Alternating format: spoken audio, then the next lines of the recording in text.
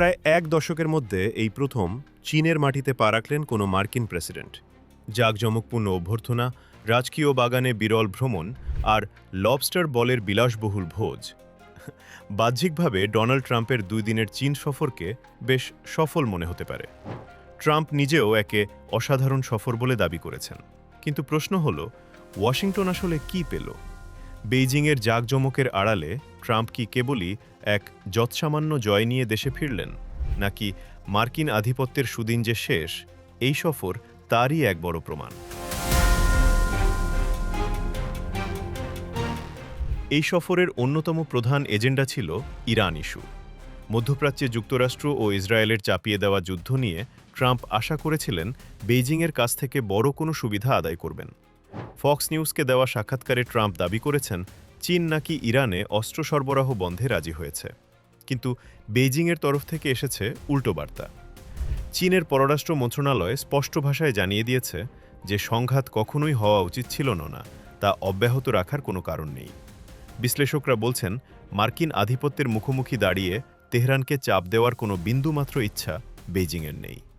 Brookings ইনস্টিটিউশনের বৈদেশিক নীতি বিষয়ক ফেলো প্যাট্রিশিয়া কিমের মতে, ইরান ইস্যুতে চীনের কাছ থেকে কোনো সুস্পষ্ট প্রতিশ্রুতি আদায় করতে পুরোপুরি ব্যর্থ হয়েছে ওয়াশিংটন।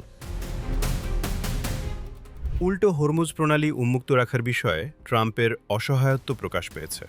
ট্রাম্প বলেছেন, এই জলপথ উন্মুক্ত রাখার প্রয়োজন যুক্তরাষ্ট্রের চেয়ে চীনেরই বেশি।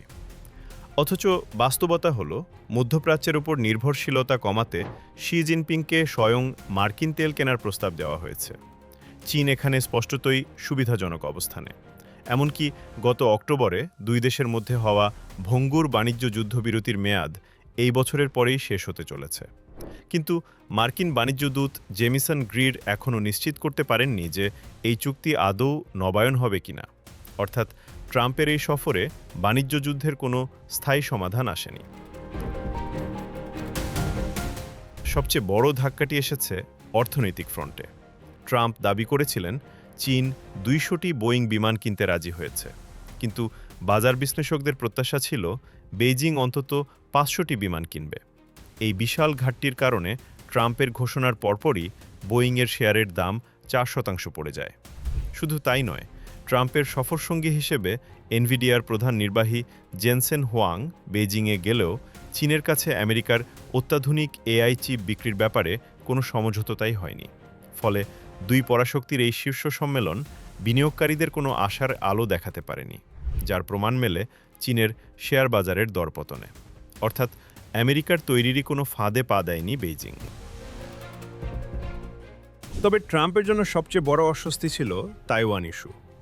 মার্কিন কর্মকর্তাদের সামনেই প্রেসিডেন্ট শি জিনপিং তাইওয়ান নিয়ে ওয়াশিংটনকে কড়া সতর্কবার্তা দিয়েছেন। শি স্পষ্ট করে বলেছেন, চীন মার্কিন সম্পর্কের ক্ষেত্রে তাইওয়ানই হল সবচেয়ে সংবেদনশীল এবং গুরুত্বপূর্ণ ইস্যু। বেইজিং সাফ জানিয়ে দিয়েছে, এই বিষয়ে আমেরিকা যদি কোনো ভুল পদক্ষেপ নেয় তবে তা ভবিষ্যতে অত্যন্ত বিপজ্জনক পরিস্থিতি তৈরি করবে। ট্রাম্পের উপস্থিতিতেই বেইজিংয়ের এই কড়া হুঁশিয়ারি প্রমাণ করে চীন নিজের সার্বভৌমত্বের প্রশ্নে কতটা আপোষহীন এবং ওয়াশিংটনের কোনো চাপকেই তারা পাত্তা দিচ্ছে না। আপাতদৃষ্টিতে এই সফরকে স্থিতিশীল ভিত্তির প্রতীক বলা হলেও দিন শেষে ট্রাম্পের ঝুলিতে কোনো সুনির্দিষ্ট বা কৌশলগত বড় অর্জন নেই।